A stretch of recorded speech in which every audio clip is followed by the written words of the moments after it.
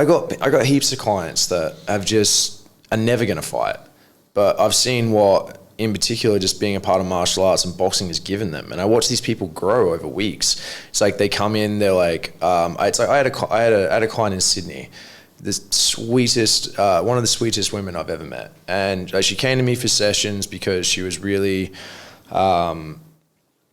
she was very timid. She's had some altercations and problems with like exes and stuff in the past, and she just wanted to feel more confident. She actually came because she wanted to learn some self-defense. So I explained to her like, how self-defense kind of works with things. We started with some light stuff, and it's like I could see her really timid by the end of it. And then once we started, I convinced her to start, trying some boxing and some Muay Thai as well. And I just saw her passion for it grow and evolve. And within a month of doing like a session a week, she's telling me that's become her favorite time of the week. She's like sending me videos of like women UFC fighters going, oh my God, did you know this girl? This is amazing. Right? And I just saw her just grow and just jump right into it. And I watched this girl come in on her first day, super timid, shy to make eye contact. And by the end of, and like in like 2 months time, she's like cracking pads and like hurting my hand. And I'm like, man, it's like, this is a completely different person that walked in here 3 months ago. And it's like, it wasn't me that did this. It was just your exposure to martial arts and what it gives you. So it's like, she doesn't need to fight. She's already got what she needs. It helps everyone become a better person, in my opinion. So now she has a hobby, right? Yeah, now she has a hobby, yeah. And she's learning how, if she wanted to, she could fuck someone up. If she wanted to, she could punch a dude or kick him, So is that the why for you of like coaching people? Because you've done it, you're still training, right, for yourself. So for you, what is the payoff that you get from coaching people? Is it that seeing them grow? It's so when I started in judo, it's like I had a coach that gave me a lot of time, a lot of time. So I had someone that took an interest in my progression, and from quite a young age, from probably about 14, and they were my coach. No, earlier than that, 13, and they were my coach for 5 years until they passed away. And this is a guy that, just even if he wasn't teaching this session, he would show up just to be there to give me pointers. Often what would happen is I had my set training schedule for judo, and it would be like the back end. It's like he would finish work and miss the session, but come down for like the last 15 minutes just to watch me like kind of do randori and spar, just to be there to give me pointers, So it's like he invested so much time within me to see me grow. And then when I came over to like boxing and Muay Thai, like what was that, at 23 or something when I started, I had the complete opposite experience. I almost had no tuition. I remember my first session, right? I walk in, baby face, confused as fuck. And coming in for class, they basically showed me how I got a 5-minute lesson on how to stand and hold my hands up, and like, this is a jab, this is a cross, this is a hook. And then after that, after the warm up, there was just like, okay, everyone get pads, we're gonna hold pads for each other. And I'm like, what are we doing? And then it's just like someone held 5 rounds of pads for me, and then I had to hold pads for this guy. I'm like, dude, I don't know. I just felt fucking bad for the other person. I'm like, I don't know. I don't even know how to do this yet. Yeah. And now you asked me to do this. So that was like my first lesson in, and it's like I stuck with it because I went, I just coming from like a high level of judo, and then just being so bad, and I mean so bad at boxing when I started. I was just like, nah, I refuse to be this shit. So I just like stayed in front of the mirror. I was hours and hours every week trying to just work on stuff, but I never really had that person to like lay out the pathway. Just kind of fumbled my way through it. So I guess like when it comes to like my coaching with striking, I just try and be the exact opposite of the experience that I got. So it's like I feel like I've found like quite an efficient way to help someone understand like the fundamental principles that'll help them progress and like pick it up quicker. Like remove the confusion from something as complicated as martial arts and be like, all you need to know right now is this. These are the points that are going to help you. And it's like you're going to go A, B, C, D, E, F. And this is the pathway you're going to take. And once we get to here, then you can start playing with everything. But right now, I'm like, this is what you need. And just lay out the pathway to help people get better. And it's like there's no better feeling than like as a coach when you see the look on someone's face where they go, fuck yes, I got it. You know, and that, like, that's priceless. That's priceless. The moment that person goes, the aha moment where it clicks, right? And they can't hide that smile. It might be that crisp crack on the pads, or it's like you ask a little question, they do something, and I've just like made a technical cue, fix it. And it's like bop, bop.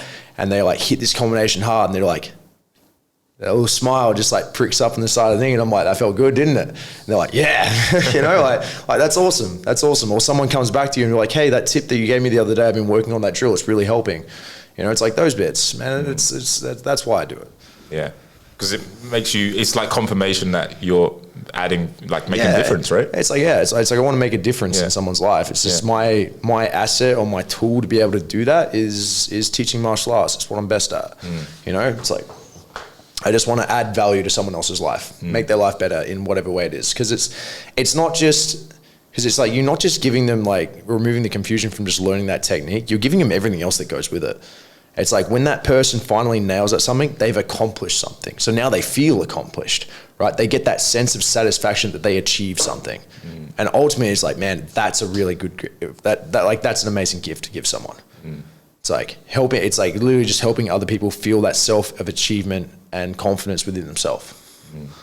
Do you think that you're caring? Because that's actually something that I see in you. Even when I think the first time I met you on the mats was when I broke my nose. Yeah.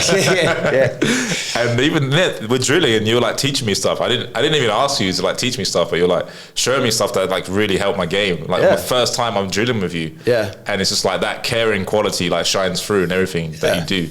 And do you think that comes from the relationship you have with your judo coach? Like, because he cared so much about you initially. Yeah, I think so. Yeah. I don't know. Also, it's just like, I've had multiple coaches along the way that gave me a lot. And I look back over the years and think about all the people that have, without payment, without asking, you know, just off their own back, have invested so much time in me. Like I am a product of, it's like I am partially a product of like how much effort I've put in, but I'm also a product of the people around me that decided to, you know, give me that advice and show me the way and help me with things. And I've had so many like influential people like that, you know, you get to a stage, like martial arts is a big circle. You get to the stage where you acquire enough knowledge that it's time to give back and kind of complete that loop.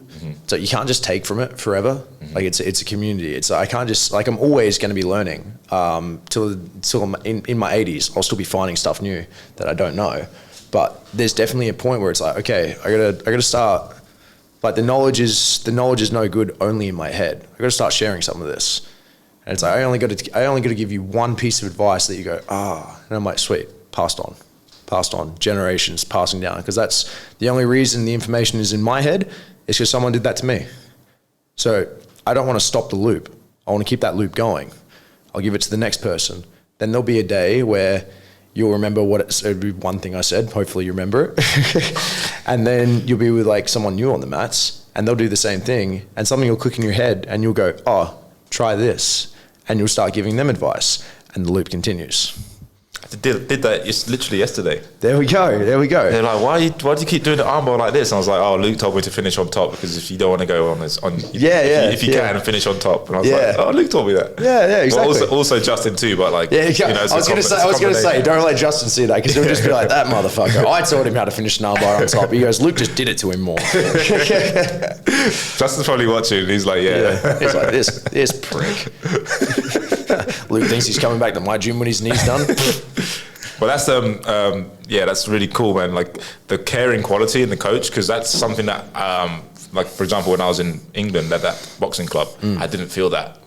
And you didn't feel that when you started boxing, right? Like when you started training, you didn't feel like they fucking gave a shit. Yeah, exactly. Like, oh, just go fucking do pads. You really just want. So you come to training, you really just want to know someone's like actually like cares or has some level of interest within your progression. Yeah, that's all you need. Yeah, exactly. Yeah, and that's why I've trained jiu-jitsu because that Justin's that guy for me in jiu-jitsu. I'm like, fuck, man, he's like, he's pushing me to. It's funny though. It also goes two ways on that, right? So to get that level of care and that level of like level of investment from a coach, as a student, you gotta bring the same qualities. So there's people I just flat out won't train, right? Like 100. I am very picky with my time. Just like I'll have people come, I really want to do a session, and I can just tell by them. I'm just like, nah. All right, I'll do one session. And I have no problem saying to someone afterwards, hey, listen, this isn't going to be a good fit. Because it's like you can see it's like they're not willing to, they're not really investing it. They just want, it's like, it's like I'm not there to do a cardio session. It's like if you just want to get tired, man, go for a run. It's like I'm here to like impart some knowledge, help someone grow. I need to see that you're invested in wanting to get better, because then that gives me an opportunity to invest in you. And it's like if that's not there and I can't change your mind on that, then I'm like, I mean, like I'm not going to bang my head against a brick wall. I'll train someone who really cares about this because I really care about it. I'm really passionate about it. And this is only going to make me super fucking tired if I got to just sit here like, yeah, you're not getting it. Yeah, you're not invested in this. Yeah, you don't love this. And I'm like, why are you here then? Like, be here because you love it. Yeah. That's cool because your values is different than, because there's a lot of coaches out there who value money over like actually helping the client or enjoying working with the client. I remember in Sydney, this happened and I was just, I did the money thing. And it was after this one, I went, no more, I can't do this. It was when my values started to change when it came to coaching. So I was at a party and it was a lot of investment bankers in Sydney too. So these guys were asking about sessions, and it's like one of the guys I could tell he was genuinely interested, and I was like, yeah, no worries, I'll be happy to like this. Like sounds like my type of guy. And then his friend wanted to do it too. This guy seemed like a bit of a wanker, right? So